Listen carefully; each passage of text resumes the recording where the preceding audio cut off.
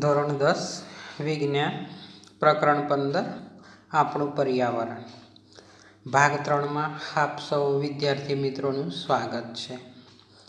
આજનો આપણો જે ટોપિક છે કે આપણી પ્રવૃત્તિઓ પર્યાવરણને કેવી રીતે અસર પહોંચાડે છે।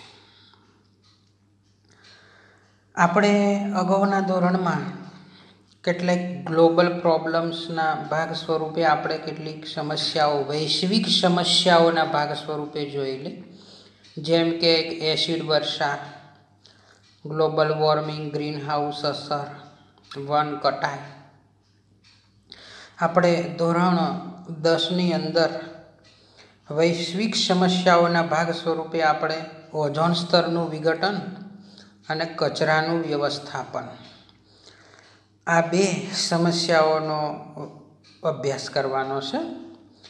જે માનવ પ્રવૃત્તિઓ છે એનાથી પર્યાવરણને અસર પહોંચે અને પર્યાવરણને અસર પહોંચે પછી પાછી એના ભાગ સ્વરૂપે માનવજાતને જે અસર પહોંચે છે એનો આપણે વિચાર કરવાનો છે।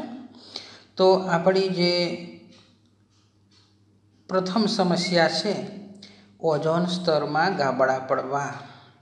ઓઝોન સ્તર ગાબડા પડવા। ઓઝોન સ્તર શું છે, તે કેવી રીતે વિઘટન પામે એ આપણે સૌ પ્રથમ પ્રાથમિક ખ્યાલ મેળવીશું। તો પહેલાં તો ઓઝોન એટલે એક અણુનું નામ છે। ઓઝોન એનું અણુસૂત્ર છે O3, ઓક્સિજનના 3 પરમાણુઓથી એ બને છે। આપણે જાણીએ છીએ કે ઓક્સિજનનું અણુનું સૂત્ર છે O2, એમાં 2 પરમાણુઓ હોય છે। ઓક્સિજનની અગત્યતા પણ આપણે જાણીએ છીએ કે મોટા ભાગના જે જારક સજીવો છે ને એના માટે એ શ્વસન વાયુ છે। ઓક્સિજન છે તો માનવજાતનું અસ્તિત્વ છે। પણ O3 જે છે ઓઝોન એક ઘાતક વિષ તરીકે ઓળખવામાં આવે છે।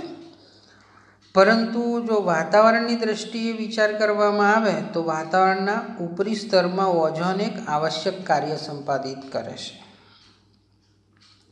આપણી ચાદર છે, પૃથ્વીની એ ચાદર છે, પૃથ્વીનું વાતાવરણ જાળવી રાખે છે, પૃથ્વીનું તાપમાન જાળવી રાખે છે। સૂર્યમાંથી આવતા પારજાંબલી વિકિરણો પૃથ્વીને રક્ષણ આપે। યુવી કિરણો, અલ્ટ્રાવાયોલેટ કિરણો સૂર્યમાંથી જે આવે છે એ જો પૃથ્વી પર સીધા જીવંત પ્રાણીઓ અને વનસ્પતિઓ ઉપર પડે તો જીવંત કોષોનું આયનીકરણ કરી નાખે। પારજાંબલી વિકિરણો કેન્સર જેવા ભયાનક રોગો થાય, ત્વચાના રોગો થાય। તો ઓઝોન સ્તરની અગત્યતા શું છે કે યુવી કિરણોથી પૃથ્વીનું એ રક્ષણ કરે છે।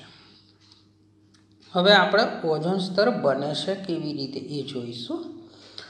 તો સામાન્ય રીતે ઓક્સિજનના અણુમાં 2 પરમાણુ હોય, ઓક્સિજનના O2। સૂર્યમાંથી આવતા પારજાંબલી વિકિરણો છે એના લીધે ઓક્સિજનના અણુનું વિઘટન થાય O+O। હવે એમાં એક ઓક્સિજન મુક્ત મૂલક જે બન્યો એ બીજા ઓક્સિજન O2 સાથે O+O2 તો O3 બને છે। આખી આ પ્રક્રિયા જે છે ને એ યુવી કિરણોની હાજરીમાં થાય છે। તો આવી રીતે આપણી પૃથ્વીના વાતાવરણના સ્તરની ઉપરના ભાગમાં ઓઝોન વાયુનું સ્તર બનેલું છે, જે ચાદરની જેમ આપણા પૃથ્વીના સજીવોનું રક્ષણ કરે છે। 1980થી વાતાવરણમાં ઓઝોનની માત્રામાં ઝડપથી ઘટાડો થઈ રહ્યો છે, એટલે ગાબડા પડ્યા છે। હવે એના કારણો આપણે યાદ રાખીશું કે પૃથ્વી ઉપર કેટલાક હાનિકારક કેમિકલ્સ માનવ પ્રવૃત્તિઓ દ્વારા વપરાય છે। એમાંનો એક આપણે યાદ રાખીશું CFC, એનું આખું નામ ક્લોરોફ્લોરોકાર્બન। માનવ સંશ્લેષિત રસાયણ છે આ। આપણે એનો ઉપયોગ રેફ્રિજરેટર, AC, અગ્નિશમન માટે આપણે કરીએ છીએ। 1987માં સંયુક્ત રાષ્ટ્ર પર્યાવરણ કાર્યક્રમ UNEP, યુનાઇટેડ નેશન એન્વાયરમેન્ટલ પ્રોગ્રામમાં બધા દેશોમાં સર્વાનુમતે નક્કી કરવામાં આવ્યું કે સીએફસીનું ઉત્પાદન છે આપણે ઘટાડવું જોઈએ, 1986ના સ્તર પર જ સીમિત રાખવું જોઈએ. એટલે હવે રેફ્રિજરેટર બનાવતી કંપનીઓ છે ને એ સીએફસીનો ઉપયોગ કરતી નથી. હવે રેફ્રિજરેટર આપણા સીએફસી મુક્ત છે. હવે સીએફસી શું કરે તો વાતાવરણમાં જ્યારે એ મુક્ત થાય છે ને તો ઓઝોન વાયુના સીએફસીનો એક અણુ 1,00,000 અણુઓને તોડી નાખે, ઓઝોનના ગાબડા પડે, કાણું પડે ઓઝોન સ્તરમાં, તો યુવી કિરણો સીધા પૃથ્વી ઉપર આવે છે. આ જે છે ઓઝોન સ્તરમાં ગાબડા પડવાની હાનિકારક સમસ્યા છે. આપણને પ્રવૃત્તિ 15.4ની અંદર પ્રવૃત્તિ 15.4માં શું કહ્યું છે આપણને કે પુસ્તકાલય, ઇન્ટરનેટ અથવા સમાચાર પત્રોમાંથી જાણકારી મેળવો કે કયા રસાયણો ઓઝોન સ્તરના વિઘટન માટે જવાબદાર છે. તો આપણે હમણાં એક સીએફસીની વાત કરી, એ સિવાય અન્ય રસાયણો છે જે આપણા મિલોના ધુમાડા, ગાડીઓના ધુમાડા છે, એમાં હાનિકારક વાયુ સ્વરૂપે વાતાવરણમાં ભળે છે. પછી બીજો પ્રશ્ન છે કે જાણકારી મેળવો કે આ પદાર્થોનું ઉત્પાદન તેમજ ઉત્સર્જનનું નિયમન સંબંધી કાયદો ઓઝોન વિઘટનને ઓછો કરવામાં કેટલો સફળ રહ્યો હતો. આપણે કેટલા સફળ રહ્યા છીએ ઓઝોન સ્તરના ગાબડા ઘટાડવામાં. શું છેલ્લા કેટલાક વર્ષોમાં ઓઝોનના ગર્તના આકાર કે કદમાં કોઈ પરિવર્તન આવ્યું? તો આવા પ્રશ્નો આપણે આપણા શિક્ષકને અથવા આપણી લાઇબ્રેરીના પુસ્તકો, ઇન્ટરનેટના માધ્યમથી પણ આપણે જાણી શકીએ છીએ અને પણ વિષય પ્રવેશ કરી શકીએ છીએ. હવે આપણા દ્વારા થતા કચરાનો પ્રબંધન, મેનેજમેન્ટ ઓફ ધ ગાર્બેજ.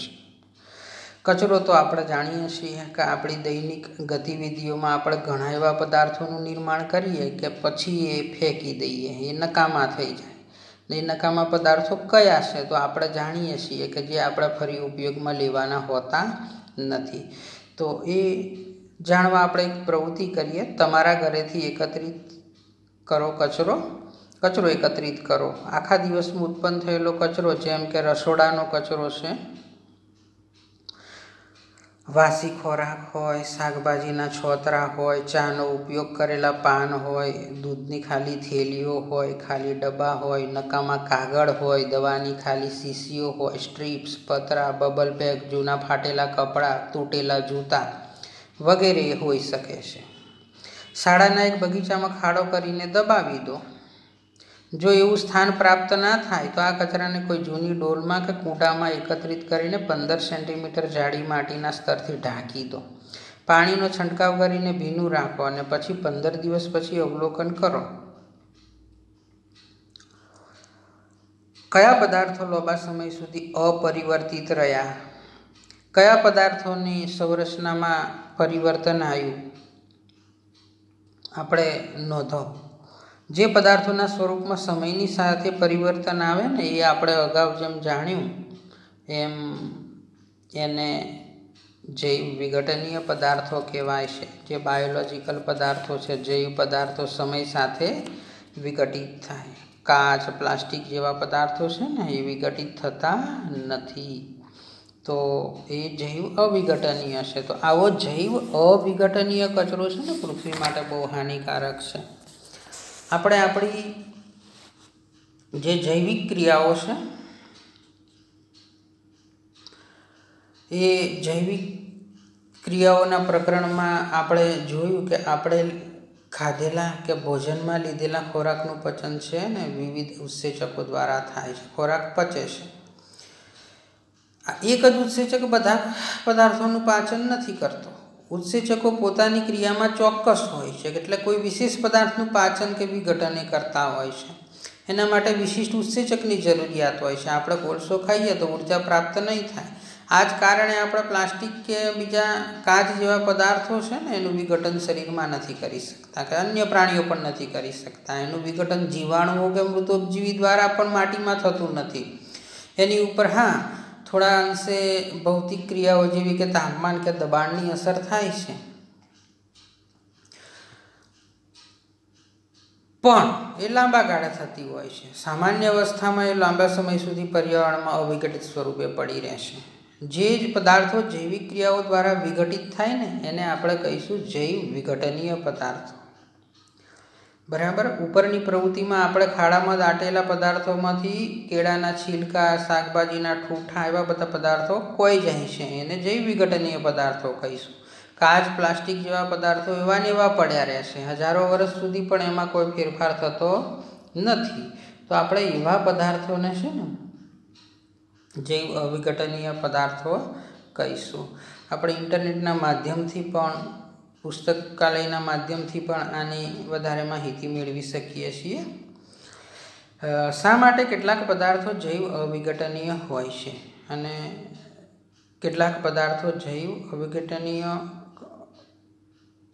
હોય છે અને કેટલાક જૈવ વિઘટનીય? તો આપણે હમણાં વાત કરી એમ જ જે પદાર્થોનું મૃતોપજીવી કે સૂક્ષ્મ જીવો દ્વારા વિઘટન થાય એ જૈવ વિઘટનીય છે અને કેટલાક છે એ કાચ, પ્લાસ્ટિક જેવા પદાર્થો કે જેનું સૂક્ષ્મ જીવો દ્વારા વિઘટન નથી થતું એ જૈવ અવિઘટનીય.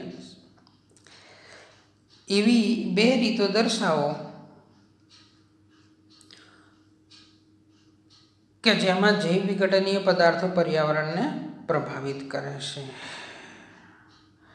તો આપણા જે બાયોલોજિકલ પદાર્થો છે, જૈવિક પદાર્થો, વનસ્પતિના ભાગો હોય, છાણા હોય, મળ હોય, એ બધા મરેલા પ્રાણીઓ હોય એ સમય સાથે વિઘટિત થઈ જાય પછી એમનું અસ્તિત્વ જોવા મળતું નથી. તત્વો માટીમાં ભળી જાય છે.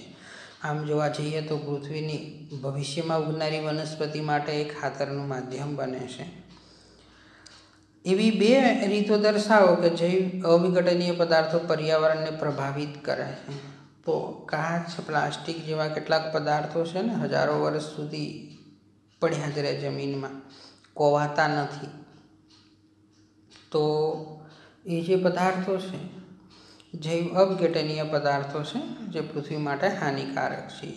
કોઈ પણ શહેર કે કસ્બામાં જતા ચારે તરફ કચરાનો ઢગલો જોવા મળે છે. કોઈ પર્યટન સ્થળની આપણે મુલાકાત લઈએ તો આપણને વિશ્વાસ છે કે ત્યાં વિપુલ પ્રમાણમાં ખાદ્ય પદાર્થની ખાલી થયેલી હોય ત્યાં ફેલાયેલી કે વિખરાયેલી પડેલી હોય છે. આપણે અગાઉના ધોરણમાં પણ આ કચરાના નિકાલના ઉપાયોની ચર્ચા કરેલી. આવી સમસ્યા ઉપર વધારે ગંભીરતાથી હવે ધ્યાન આપવું જોઈએ.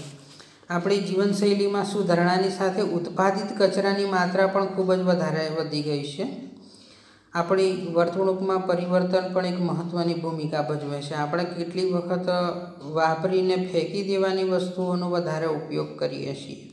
પેકેજિંગની પદ્ધતિઓમાં પણ પરિવર્તન લાવવાથી જૈવ અવિઘટનીય સ્વરૂપની વસ્તુના કચરામાં ઘણો વધારો થયો છે.